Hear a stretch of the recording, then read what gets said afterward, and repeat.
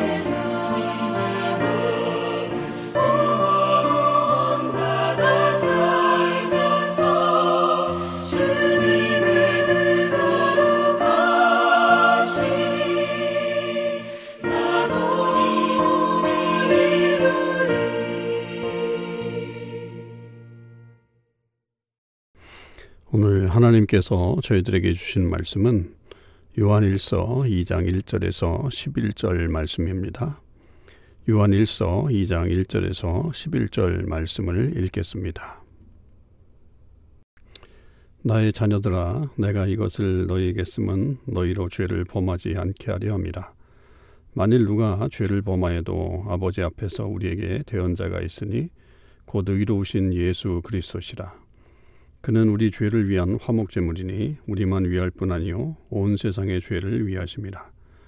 우리가 그의 계명을 지키면 이로써 우리가 그를 아는 줄로 알 것이요 그를 아노라 하고 그의 계명을 지키지 아니하는 자는 거짓말하는 자요 진리가 그 속에 있지 아니하되 누구든지 그의 말씀을 지키는 자는 하나님의 사랑이 참으로 그 속에 온전하게 되었나니 이로써 우리가 그의 안에 있는 줄을 아노라. 그의 안에 산다고 하는 자는 그가 행하시는 대로 자기도 행할지니라. 사랑하는 자들아, 내가 새 계명을 너희에게 쓰는 것이 아니라 너희가 처음부터 가진 옛 계명이니 이 옛 계명은 너희가 들은 바 말씀이거니와 다시 내가 너희에게 새 계명을 쓰노니 그에게와 너희에게도 참된 것이라. 이는 어둠이 지나가고 참빛이 벌써 비침이니라. 빛 가운데 있다 하면서 그 형제를 미워하는 자는 지금까지 어둠에 있는 자요, 그의 형제를 사랑하는 자는 빛 가운데에 거하여 자기 속에 거리낌이 없으나 그의 형제를 미워하는 자는 어둠에 있고 또 어둠에 행하며 갈 곳을 알지 못하나니 이는 그 어둠이 그의 눈을 멀게 하였습니다. 아멘. 오늘도 새벽기도에 동참하는 우리 참소망의 식구들과 모든 하나님의 백성들에게 하나님의 크신 은혜와 사랑이 충만하기를 주님의 이름으로 축원을 드립니다. 오늘은 요한일서 2장 1절에서 11절까지 말씀을 묵상하도록 하겠습니다. 이 말씀 속에서 우리를 대언하시는 예수 그리스도가 얼마나 우리에게 귀한 분인가, 그렇다고 한다면 우리는 그 계명을 지켜야 된다라고 하는 것을 우리에게 던져주고 있는 귀한 말씀입니다. 1절과 2절은 사실은 어제 본문과 연결되어 있는 그런 본문이라고 봐야 되겠죠. 어제 우리가 그 말씀을 통해서 그 거짓 선지자들 혹은 또 교회 외부에서 이 성도들을 유혹하는 사람들이 죄가 없다, 나는 범죄하지 아니하였다, 이렇게 하면서 거짓말하고 또 진리 가운데 거하지 않는 그런 모습을 얘기하면서 죄를 자백하라, 그렇게 이야기했습니다. 그것의 연속선상으로 이렇게 오늘 2장 1절에 말하죠. 나의 자녀들아, 내가 이것을 너희에게 쓰는 것은 너희로 죄를 범하지 않게 하려 함이라. 만일 누가 죄를 범하여도 아버지 앞에서 우리에게 대언자가 있으니 곧 의로우신 예수 그리스도시라. 그래서 죄를 범하지 않게 하기 위해서 이것을 쓴다라고 하는 사실이죠. 그러니까 모든 사람이 다 죄를 지을 수밖에 없다. 왜냐하면 죄를 안 지었다, 나는 죄가 없다, 그러면 거짓말하는 것이기 때문에 죄를 짓는 것이 우리 인간의 어떤 보편적인 모습이라고 하는 겁니다. 그러나 그 죄를 지을 수밖에 없지만 그렇다고 해서 그것을 그냥 넘어가느냐, 죄를 짓는 것은 큰일이 아니다, 이렇게 얘기할 수는 없는 거죠. 죄는 우리를 사망에 이르게 하는 원인이 되기 때문입니다. 그러나 하나님께서는 이 죄를 짓는 것이 먼저는 죄를 범하지 않게 하기 위해서 우리에게 이 말씀을 주시는 거죠. 그러니까 어쩔 수 없다, 이렇게 말하는 게 아니라 하나님을 믿는 사람들로서, 빛에 사는 사람들로서 죄를 짓지 말아라 라고 하는 것을 먼저 경고하는 것이고, 만일 그렇게 하지 못한다 할지라도 우리 안에는 누가 계시냐, 하나님 앞에서 의로운 대언자가 계신다. 이 대언자가 이제 파라클레토스, 그러니까 그 보혜사라고 번역된 말이에요. 그러니까 요한복음에서는 이 말이 굉장히 자주 나왔죠. 요한복음 16장에서 18장 사이에 이 보혜사에 대한 것이 많이 나옵니다.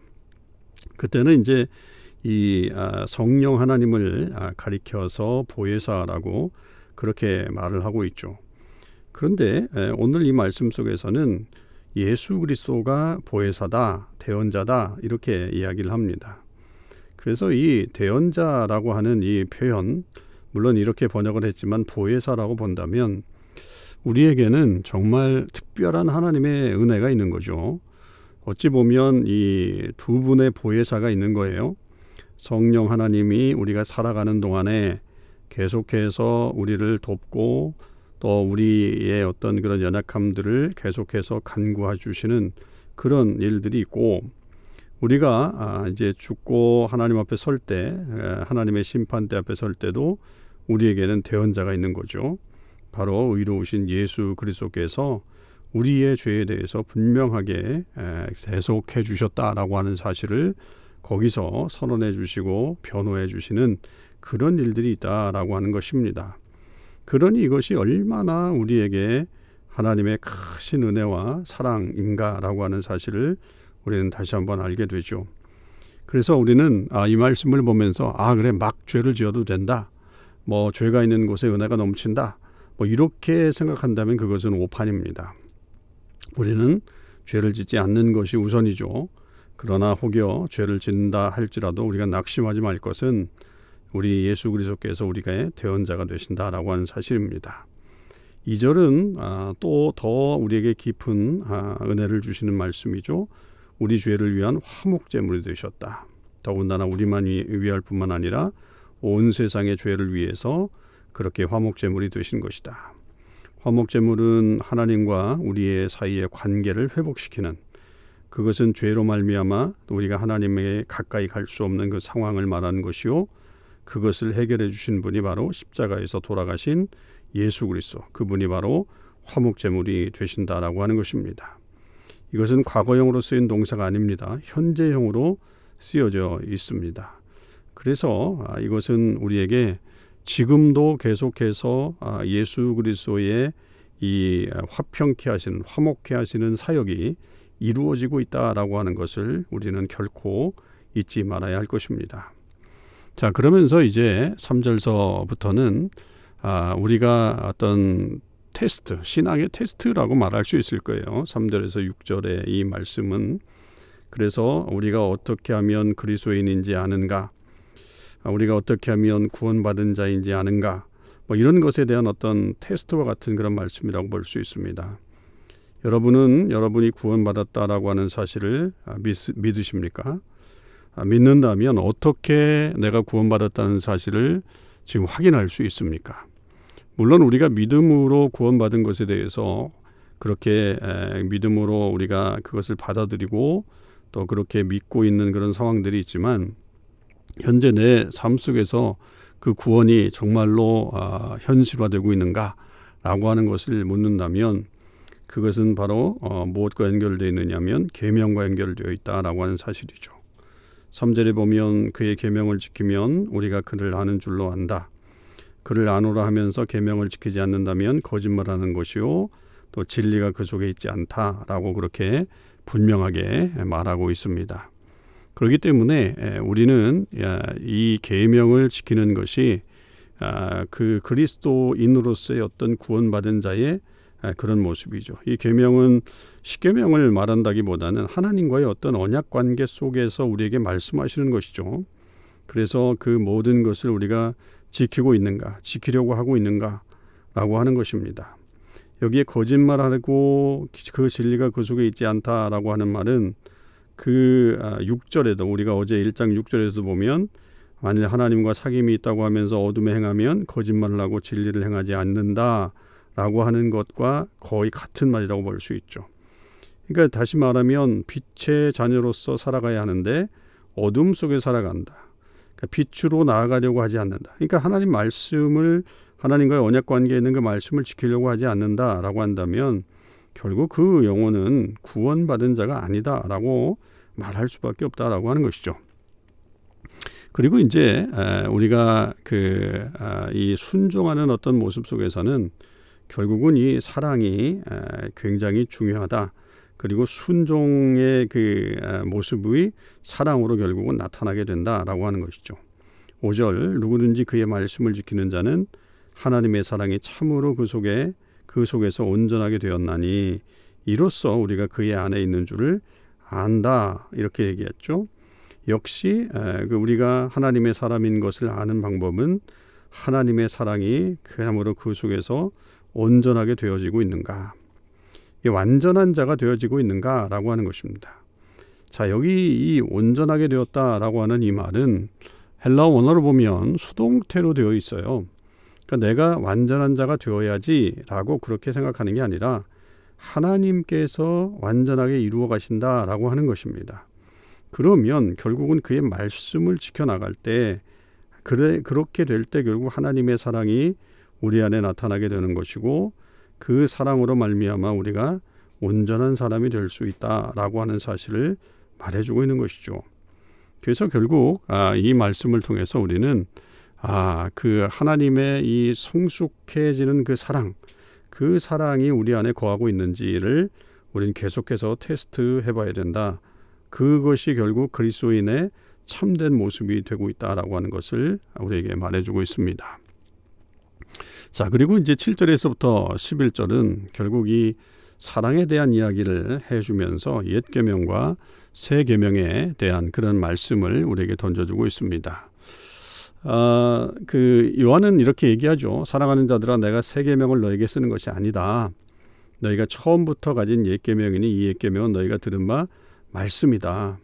그렇게 얘기를 하면서, 그러니까 이게 다른 어떤 내용, 새로운 내용을 쓰는 것은 아니다. 익히 하나님께서 우리에게 말씀해 주신 그 말씀을 다시 얘기하는 것이다.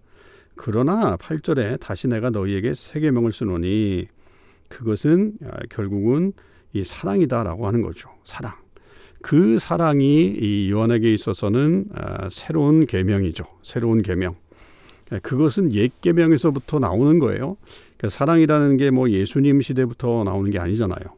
왜냐하면 예수님도 분명히 그 하나님 사랑과 이웃 사랑에 대한 그 말씀을 우리에게 그 율법의 요약으로 말씀해 주셨단 말이에요. 그러니까 결국 구약의 율법이 그 하나님 사랑과 이웃 사랑, 그것으로 요약되고 예수님께서 결국 그 사랑을 나타내신 분이시고, 그게 이제 새 계명이잖아요. 그리고 예수님의 어떤 그런 말씀 속에서도 계속 내가 너희를 사랑하는 것 같이 너희도 서로 사랑하라, 이렇게 말씀하시는 것이 결국 주님의 새 계명이 되는 거죠.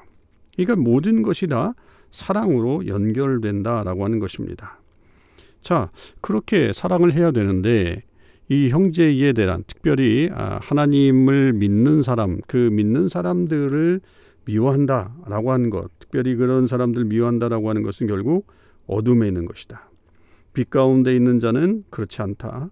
형제를 계속해서 사랑하고 또 그 사랑을 나타내면서 또 함께 그 길을 걸어가는 사람이 바로 이 새 계명을 행하는 사람이다라고 하는 것을 우리에게 분명하게 말씀해주고 있습니다.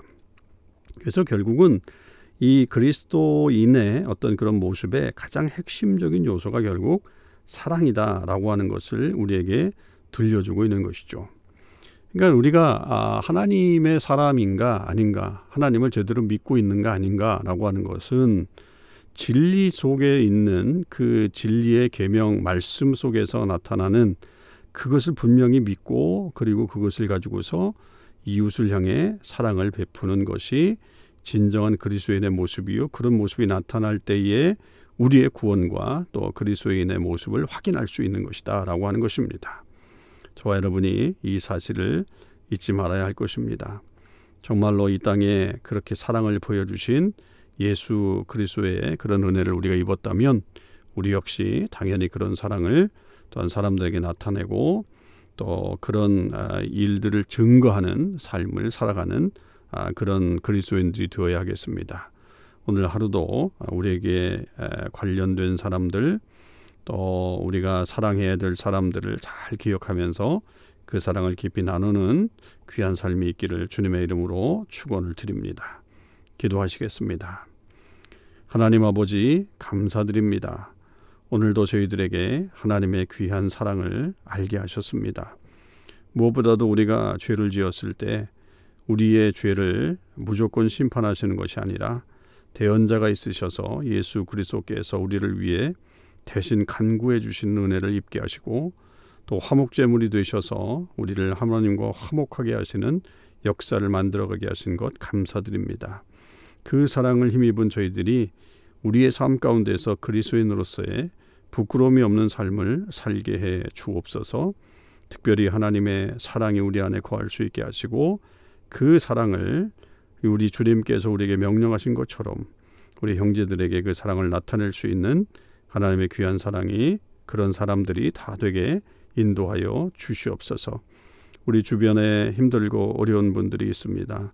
수술을 앞에 두고 있는 분들도 계시고 또 여러 가지 어려움 속에서 또 지금 힘든 시간들을 보내는 분들이 있사오니 주님, 우리가 함께 기도하며 격려해 주며 사랑을 나눌 때에 주님의 크신 사랑이 나타날 수 있도록 인도하여 주옵소서.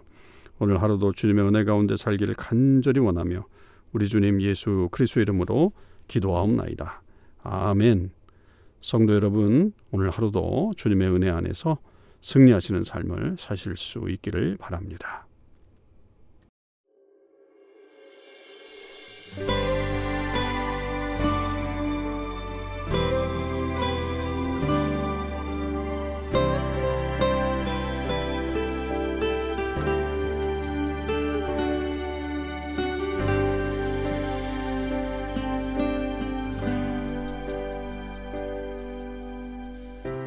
세상 가장 아름다운 순종의 눈물, 온 세상 다시 빛나게 한 생명의 눈물. 그가 이 땅에 오신 이유, 죽어야 살게 되고 져야만 승리하는 놀랍고 영원한 신